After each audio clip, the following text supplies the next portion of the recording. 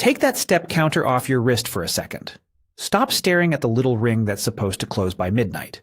Because if you genuinely believe that grinding out 10,000 steps a day is going to dissolve the fat around your waist, you've been handed a rule book for a game your body already knows how to win against you.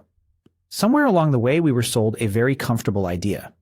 The idea is that motion is the same thing as transformation, that every step you take, shuffling through a parking lot or pacing around the kitchen, is quietly chipping away at your fat.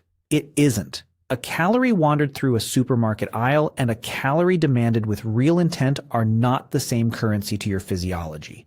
Here's the uncomfortable truth. The human body is the most ruthlessly economical survival machine that has ever existed. It did not evolve to spend energy, it evolved to keep it. When you walk the way almost everyone walks, head down, shoulders rounded, ambling along on autopilot, your body slips into a kind of standby mode. It barely touches your reserves. It guards your fat the way a vault guards gold, because for nearly all of human history, that fat was the difference between living through winter and not. But there is a side door into that vault. There is one very specific physiological state where the body has no choice but to open it. So today we are not going to talk about walking as exercise. We are going to talk about walking as a chemical signal. We are going to take apart the 10,000 step myth piece by piece and rebuild it around what we actually know about fat oxidation, mitochondrial density, and muscle metabolism. If you've been logging the miles for months and the mirror keeps showing you the same person, this is the instruction manual nobody handed you. Before we go any further, if you want this channel to keep breaking down the real mechanisms instead of recycling wellness slogans, go ahead and subscribe and switch on notifications. No trends here, just the biology. Let's get into it. To see why your daily walk is letting you down, you have to understand that your body runs a hybrid engine. It has two fuel tanks. The first is glucose, sugar, stored in your liver, and muscles as glycogen. It's fast, it's accessible, and it's meant for emergencies. Think of it as the boost you reach for to sprint across a road or haul yourself up a flight of stairs. The second tank is lipids, body fat. It burns slowly, it releases an enormous amount of energy per gram, and it is, for practical purposes, almost limitless. Even a lean person carries enough stored fat to power days of continuous movement. The problem is that most people live their entire lives leaning on the first tank and barely cracking open the second. And when they exercise, they often make it worse. The moment you push into a hard, breathless jog, gasping through your mouth, your nervous system reads the situation as a threat. Stress hormones rise. And under that kind of pressure, your body reaches for the fuel it can burn instantly, which is sugar, not fat. This is part of why intense cardio can leave you ravenous afterward. You've drained your glycogen, and your brain wants those carbohydrates back. To get to the fat, you have to move in a way that whispers safety rather than screaming danger. This brings us to what exercise physiologists Jule Achten and Asker Kendrup mapped out in detail, the zone of maximal fat oxidation, sometimes shortened to fat max. Picture a candle flame. Blow on it too hard and you put it out. Starve it of air and it sputters and smokes. What it needs is a steady, generous stream of oxygen to keep the wax melting cleanly. Your fat is the wax. Oxygen is what burns it. You need a flood of oxygen reaching your cells without driving your heart rate up into that panicked, sugar-burning range. That's the paradox of fat loss through walking. You have to work meaningfully harder than a casual stroll, but stay clearly below the effort of a run. So how do you find that zone without an expensive lab and a mask strapped to your face? You use your own breath as the instrument. On your next walk, try speaking out loud, narrate something, or call someone. If you can hold a full, comfortable sentence, but you'd struggle to actually hum a tune, you're in the zone. If you can sing without effort, you're strolling, and that's just transport. If you can't get a sentence out without snatching for air, you've tipped into sugar burning. You want to sit right on that edge. You should feel warmth spreading through your body and a mild, controlled hunger for air, never desperation. That steady, sustainable demand is the message your cells need. It tells them energy is required, but the body is not under attack. And that combination is what keeps the fat doors open. Now let's upgrade the actual hardware. Whether you burn fat efficiently is not just a matter of effort, it's a matter of equipment. And the equipment lives inside your cells. Your mitochondria are your cellular furnaces, the structures that actually oxidize fat for energy. Sedentary bodies tend to run on fewer, smaller, sluggish mitochondria. Trained bodies build dense, capable ones. Here's the part that should change how you think about a walk.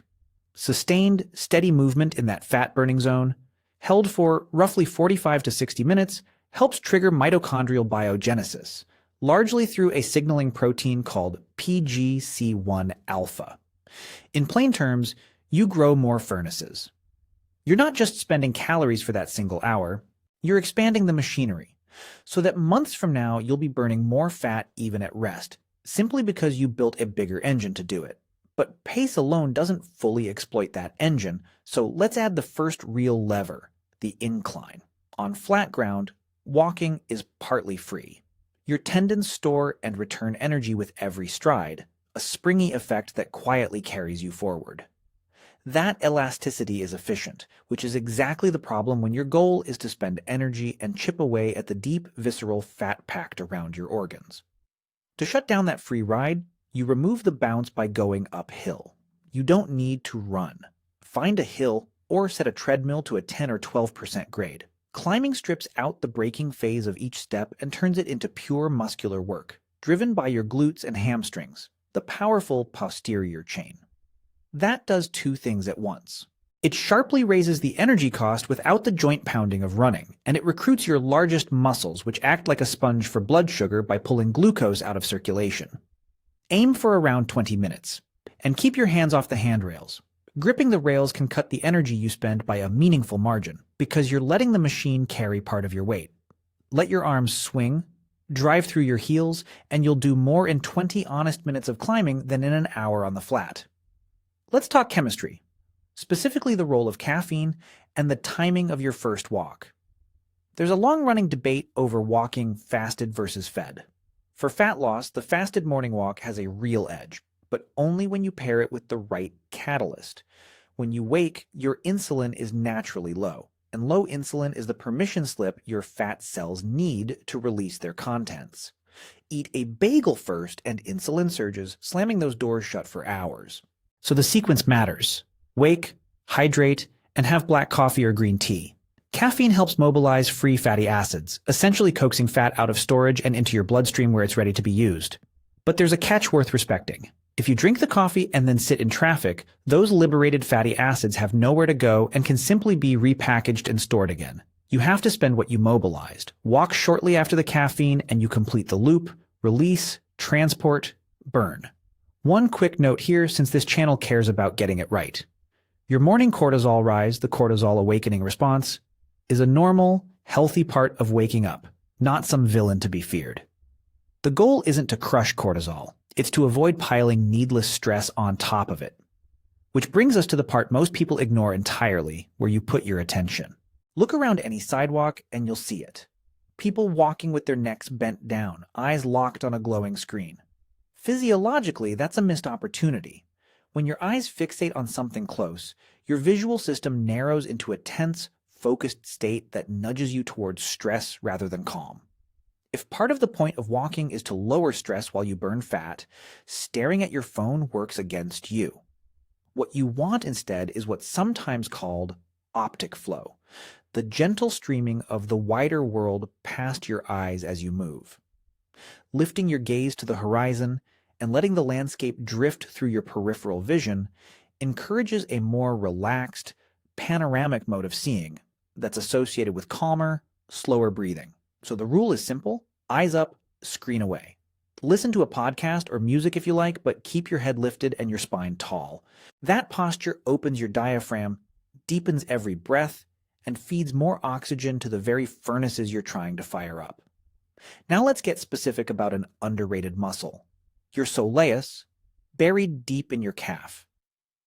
Researcher Mark Hamilton and his team brought real attention to this muscle, showing it has a remarkable capacity to keep metabolizing for hours without fatiguing, pulling glucose and fat out of the blood far beyond its modest size. But most people walk with a lazy, flat-footed shuffle and never engage it properly. To wake it up, use your full foot. With each step, roll smoothly from heel to toe, and push off through your big toe so you feel the calf contract. That toe off does double duty. It switches on the soleus for steady metabolic work, and it acts as a pump, pushing blood back up toward your heart, clearing waste and easing inflammation in the legs. If your shins ache after a walk, your mechanics are off. If your calves and glutes feel warm and worked, you're doing it right. And if mornings simply aren't possible, here's your alternative: a glucose disposal walk. Picture the heavy meal, the carb-laden plate, the sluggish slump that follows. Most people sink into the couch, which is the worst move, because idle muscles let that meal's sugar linger in your blood, lifting insulin and steering you toward storage. You only need about 10 minutes. A short walk soon after eating turns your muscles into a sink for that glucose.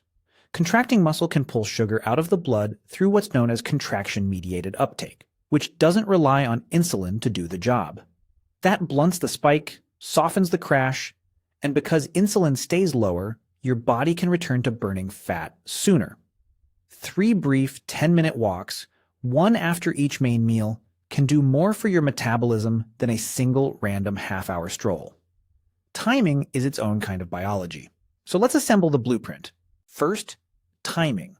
Ideally, a fasted morning walk with caffeine, or, failing that, short walks right after meals. Second, pace. Hunt for the zone where you can talk but not sing.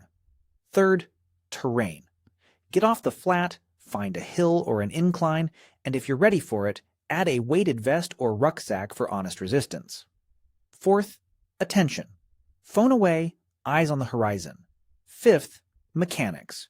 Drive through the toe, squeeze the glute, and make each step a deliberate contraction rather than a passive fall.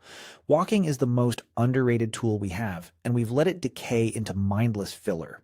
You have the power to turn an ordinary stroll into a precise physiological signal that tells your body to rebuild, lean out, and run better. But it only works when you do it with intention. Don't walk just to reach the other end of the block. Walk to reprogram the machine. If this breakdown earned its place in your day, hit the like button.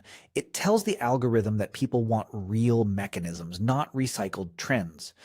And tell me in the comments, are you a morning walker or an evening walker? And be honest, have you been holding onto those treadmill rails this whole time? Let's get into it down below.